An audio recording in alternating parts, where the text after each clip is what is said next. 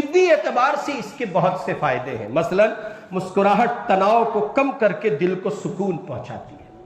اب مسکراہٹ کا مطلب یہ بھی نہیں ہے 24 گھنٹے مسکرا ہی رہے.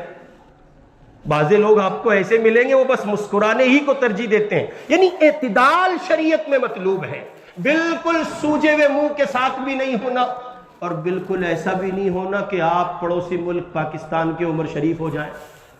ایسا بھی نہیں ہونا کہ صاحب مسکراہٹ ہی کو ترجیح دے. بس ہنسرے ہسارے نہیں. کسی کو ہنسانے کے لیے جھوٹ بولنا, جھوٹے چمولے گھڑنا, جھوٹے واقعات گھڑنا, جھوٹی باتیں کہنا, یہ اپنی آخرت کو تباہ کرنے کے مترادف ہوگا.